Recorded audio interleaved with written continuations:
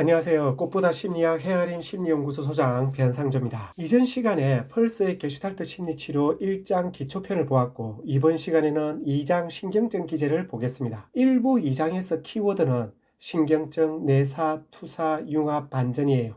신경증을 먼저 생각해보죠. 펄스는 신경증에 걸린 사람은 자신의 욕구를 분명하게 알지 못하거나 욕구를 알아도 필요한 행동을 하지 못한다고 봤어요. 대체로 사람들은 신경증을 갖고 있죠. 다만 증상이 너무 심할 때 문제가 되죠. 신경증에 걸린 사람은 게슈탈트가 완성이 안 되죠. 그래서 신경증에 걸린 사람은 미해결 과제를 많이 안고 살아갑니다. 저 역시 신경증을 안고 있죠. 신경증이 제가 심각했을 때는 무엇을 원하는지 몰라서 너무 답답하고 너무 우울했습니다. 그렇다면 제가 신경증이 심각하게 걸렸던 이유는 뭘까요? 펄스는 내사, 투사, 융합, 반전이라는 심리기제가 영향을 미친다고 봤어요. 이 심리기제가 복합적으로 작용해서 사람들이 신경증에 걸린다고 말했습니다. 심리기제란 경험을 다루는 마음의 장치라고 생각하면 되겠어요. 심리기제가 꼭 문제를 일으키는 것은 아닙니다. 좋은 방향으로 작용할 때도 있어요. 좋지 못한 쪽으로 심리기제를 너무 많이 쓸 때 신경증이 심각해진다는 겁니다. 지금부터 내사 심리기제를 보겠습니다. 내사는 다른 사람의 태도, 행동 방식, 감정, 가치관 등을 자신에게 주입하는 것이라고 보면 됩니다.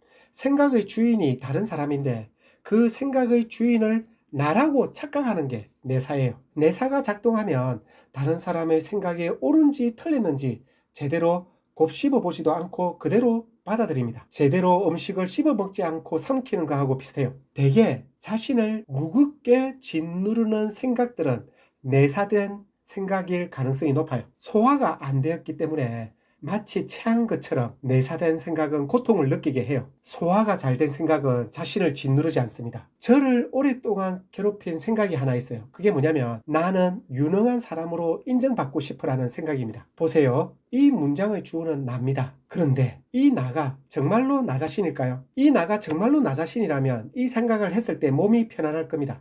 그러나 이런 생각을 했을 때 저는 몸이 긴장되거나 고통을 예상을 하게 됩니다. 그렇다면 이 생각은 내사된 생각일 가능성이 많아요. 그리고 내사된 생각일 때 이 문장에서 나는 내가 아닌 다른 사람일 가능성이 높습니다. 누굴까요? 제 부모일까요? 그럴 수도 있습니다. 아니면 학교 교사이거나 종교 지도자이거나 아니면 내가 읽었던 책이거나 에서 봤던 어떤 내용일 수도 있어요. 누군지 밝히는 것은 쉬울 수도 있고 어려울 수도 있습니다. 중요한 것은 내사가 심하면 다른 사람의 생각을 마치 자신의 생각인 것처럼 믿고 살아간다는 거죠. 이게 왜 문제냐면 내 욕구대로 살지 않고 다른 사람의 욕구대로 살아가도록 만들기 때문이에요. 그래서 내사 때문에 오랜 시간을 가짜 인생을 살아갈 수도 있어요. 내사된 생각 중에서 좋지 못한 생각은 내려놓는 것이 참으로 필요한데요.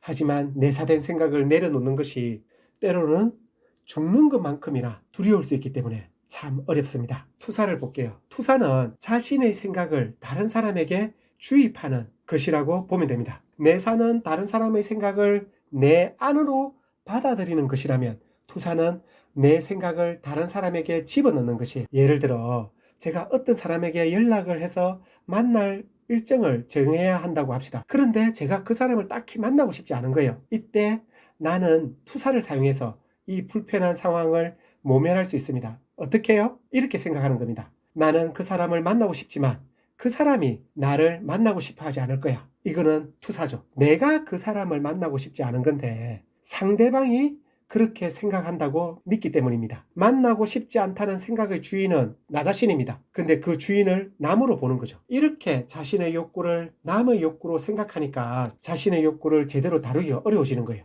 게다가 투사는 상대방을 당황스럽게 만들 수 있기 때문에 투사가 심하면 사람들과 관계가 나빠질 가능성이 높아요. 융합을 보겠습니다. 융합은 나와 다른 사람이 같은 생각을 하고 있다고 보는 것입니다. 융합과 내사, 투사를 비교해 볼게요. 내사는 생각의 원래 주인이 남인데 나라고 착각하는 거예요.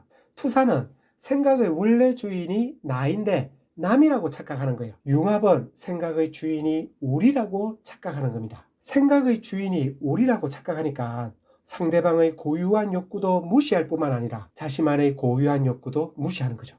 이렇게 되니까 자신의 욕구를 제대로 다룰 기회를 갖지 못해요. 투사가 병적으로 심각해지면 위험한 융합이 나타날 수 있어요. 예를 들어 사업에 실패한 아버지가 죽고 싶은 마음을 느낀다고 해요. 이 생각을 자녀에게 투사합니다. 그러면 저 애들도 이 힘든 세상을 살고 싶어 하지 않을 거야. 이렇게 생각하는 거죠. 투사를 함으로써 자신이 원하는 것과 자녀가 원하는 것이 일치한다고 생각하는 그 순간에 융합이 발생하는 거죠. 나도 아이들도 그만 살고 싶어 할 거야. 우리 모두 죽고 싶어 할 거야. 이렇게 생각하면서 잘못된 판단을 할 수가 있다는 겁니다. 넷째, 반전은 자기 자신을 대상으로 삼고 어떤 행위를 하는 것을 의미해. 반전의 가장 좋지 못한 예가 자기 처벌이에요. 화를 밖으로 내야 하는데 그 화를 자신에게 쏟아내는 거죠. 물론 화를 꼭 밖으로 내야 하는 것이 좋다는 건 아닙니다. 적절한 방식으로 화가 밖으로 나가야겠죠. 그런데 화를 자신을 향해 쏟아버리는 방식은 자신을 처벌하게 되는데 이것은 몸과 마음을 쉽게 병들어 버리게 만듭니다. 그래서 위험하다는 거죠. 반전이 심해지면 자신의 몸에 자해를 하게 되고 극단적으로 반전이 심하면 자살 시도를 할 가능성이 높아져요. 앞에서 내사, 투사, 융합은 욕구의 주인을 착각하는 것이라면 반전은 불필요한 행동을 하는 것이라고 볼 수 있어요. 어떻게 보면 반전은 자신을 괴롭히는 방식으로 게슈탈트를 완성하려는 것으로 볼 수 있습니다. 잘못된 게슈탈트 완성이죠. 자신을 파괴하는 것은 성장과 치유로부터 멀리 떼어놓는 거죠. 이것으로 신경증과 신경증의 4가지 기제를 살펴봤습니다. 여기까지 들어주셔서 감사합니다. 다음 시간에 3장으로 다시 만나겠습니다.